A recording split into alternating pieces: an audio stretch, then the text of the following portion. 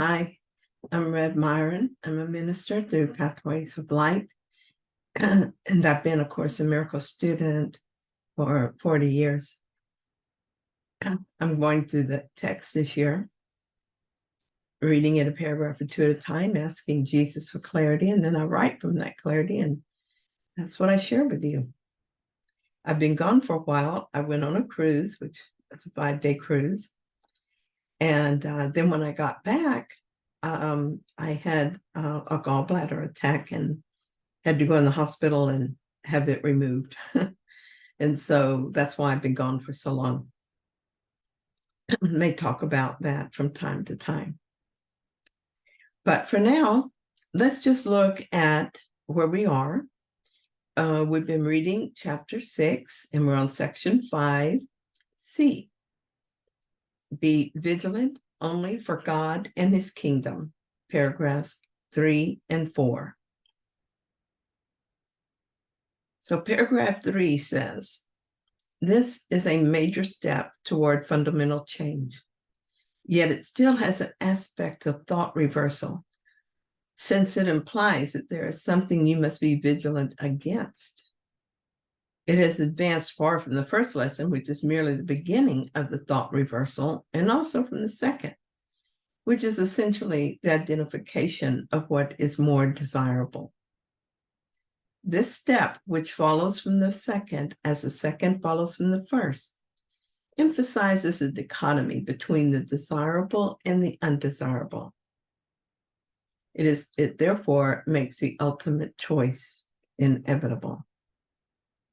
Well, yes, Jesus has told us that he teaches through contrast, and nowhere is this more apparent to me than when he teaches me that I want peace. I was so confused that for years, I did not even know that peace was what I wanted. I didn't value peace. Instead, I was always focused on winning, which is the opposite of peace.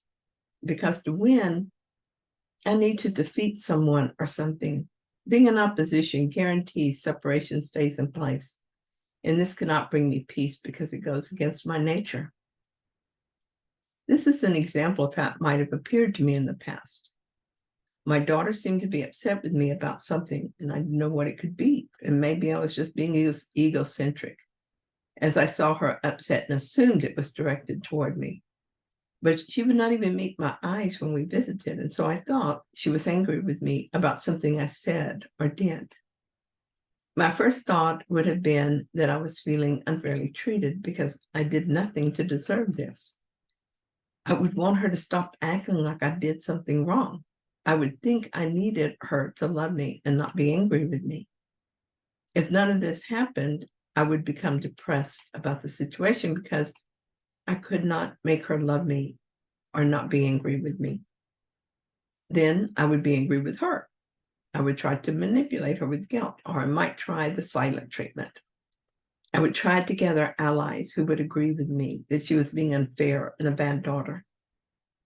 It would never have occurred to me to seek peace. And if it did, I would have placed the burden of my peace on her. Now I have one desire. I want the peace of God. More than I want anything else, I want the peace of God. I want to have peace, and so I teach peace to have it. The situation is the same. I see signs my daughter's upset with me. I ask if there's anything she wants to talk about, and she rejects that offer. So I watch my thoughts and feelings. Her rejection feels personal, and so I feel rejected. But I cannot be rejected. So I must be listening to the ego version of the story. I hand this over to the Holy Spirit to heal for me because I want the peace of God. I want my daughter to be healed too, but I realize that I cannot do this for her. This makes me feel helpless. I ask that my mind be healed of the belief I could be helpless. And I'm reminded that my daughter cannot be helpless either. I will teach what I want to learn. My daughter is having her story. That's all that's happening here. The ultimate ending of all stories is God. Nothing to worry about here. I'm at peace. I want only peace. The story cannot bring me peace nor rob me of peace. It can only be the story. As I choose peace, regardless of the direction the story takes, I am teaching peace. Perhaps it is a lesson my daughter is ready for. Because it is a lesson that I'm ready for, I learn it. The ego offers me another opportunity to choose war, another chance to win this argument, but I'm not interested. It tries to scare me with stories of loss. I'm not interested. If I become attracted to any of its enticements, I will ask for correction and return to peace. I will do this as often as I need to. This is how my life is different now that I realize that peace is all I want. The contrast between my life now that peace is my goal and the life I lived when I thought winning was my goal is so stark that I cannot miss the lesson. So this is paragraph 4. While the first step seems to increase conflict and the second may still entail conflict to some extent, this step calls for consistent vigilance against it. I have already told you that you can be as vigilant against the ego as for it. The ego teaches not only that you can be, but that you must be. It does not concern itself with order of difficulty, but with clear-cut priority for vigilance. This lesson is unequivocal in that it teaches there must be no exceptions, although it does not deny the temptation to make exceptions will occur. Here, then, your consistency is called on despite chaos. Yet chaos and consistency cannot coexist for long, since they are mutually exclusive. As long as you must be vigilant against anything, however, you are not recognizing this mutual exclusiveness and still believe that you can choose either one. By teaching what to choose, the Holy Spirit will ultimately teach you that you need not choose at all. This will finally liberate your mind from choice and direct it towards creation within the kingdom. So Jesus is stressing the need for vigilance. I must be vigilant for God rather than the ego.